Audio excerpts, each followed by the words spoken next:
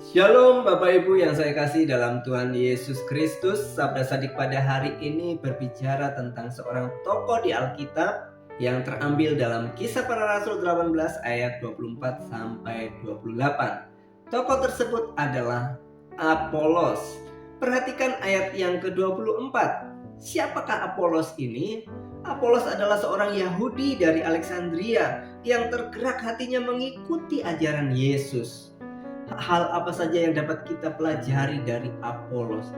Yang pertama, Apolos seorang yang fasih berbicara dan mahir dalam soal-soal kitab suci. Dia seorang yang berpendidikan, fasih berbicara, memiliki karisma, kepribadian yang menarik.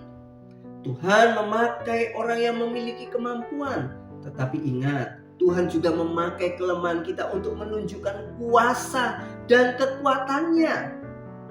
Contoh, Musa tidak fasih berbicara. Lihat Keluaran 4 ayat yang ke-10. Murid-murid Yesus sebagian adalah nelayan yang dipakai Tuhan dengan luar biasa. Tapi tentu tidak ada salahnya untuk orang yang diberkati dengan kemampuan yang luar biasa berbicara untuk memberitakan firman Tuhan dengan kuasa dan otoritas yang daripada Dia. Kita melihat Apolos sangat mahir dalam soal-soal kitab suci.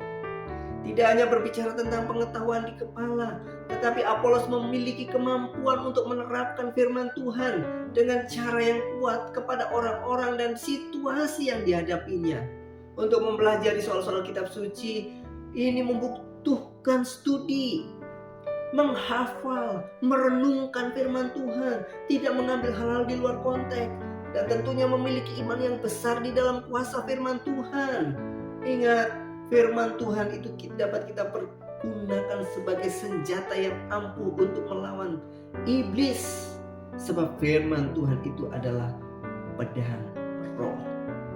Mari kita tidak tergoda untuk meragukan kebenaran firman Tuhan dan beralih kepada hikmat manusia, filsafat atau psikologi untuk mengubah perilaku seseorang. Firman Tuhan sanggup mengubahkan kehidupan semua orang. Mari kita juga berani untuk menyatakan seluruh nasihat firman Tuhan. Perhatikan ayat yang ke-25 dan 26. Hal kedua yang dapat kita pelajari dari Apolos. Apolos adalah seorang yang mau diajar, setia, semangat, dan guru yang baik. Apolos telah menerima pengajaran dalam jalan Tuhan, pengajaran yang sistematis. Dan ini juga membutuhkan kerendahan hati dan ketundukan untuk menjadi pembelajar yang baik. Apolos diajar oleh murid-murid Yohanes Pembaptis. Kalau kita melihat di luar sana ada banyak guru-guru palsu yang mengajarkan bahwa Yesus itu bukan Tuhan, Yesus itu bukan Mesias, dan Yesus itu bukan juru selamat umat manusia. Apolos diajar oleh orang yang tepat. Apolos juga berani mengajar firman Tuhan di rumah ibadah. Dan juga ia seorang yang rendah hati. Dia mau diajar oleh orang-orang yang tepat, yaitu Priscilla dan Aquila. Dan tentunya Roh Kudus harus menjadi guru kita. Kiranya roh hikmat dan wahyu yang diberikan kepada kita semua orang percaya, itu yang akan mengajarkan kepada kita semua kebenaran. Apolos memiliki semangat, gairah berapi-api untuk memberitakan firman Tuhan. Hal ini tidak akan membosankan karena semangat itu akan mengobarkan pemberitaan firman Tuhan. Mari kita juga bersemangat untuk memberitakan Injil, memberitakan kabar baik buat semua orang, karena Kristus Yesus datang ke dunia untuk menyelamatkan orang berdosa. Selain dia setia, mau diajar, memiliki semangat untuk Tuhan, dia seorang guru yang baik.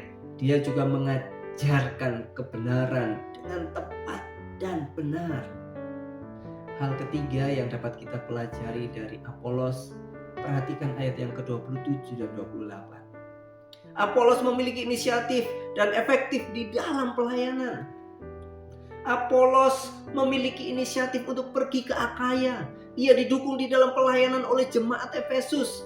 Ia efektif dalam pelayanan, membantu dan mendorong kehidupan iman jemaat. Apolos oleh kasih karunia Allah menjadi seorang yang sangat berguna bagi orang-orang yang percaya. Nama dan karyanya tertulis dalam kitab suci sebagai salah satu figur yang besar jasanya dalam upaya penyebaran kerajaan Allah di Efesus dan di Korintus. Apolos juga seorang apologet yang menyampaikan kebenaran dengan berani dan membuktikan bahwa Yesus adalah Mesias. Bapak Ibu yang saya kasih di dalam Tuhan Yesus Kristus, setiap kita dianugerahi bakat, talenta, dan kemampuan, serta memiliki pengetahuan di bidang tertentu. Alangkah baiknya kalau hidup yang singkat ini dimanfaatkan semaksimal mungkin, seperti Apolos, sehingga berdaya guna bagi orang lain.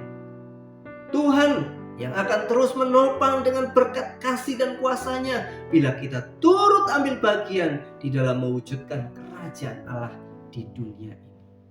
Kiranya kebenaran firman Tuhan pada hari ini memberkati kita semuanya. Tuhan Yesus memberkati. Amin.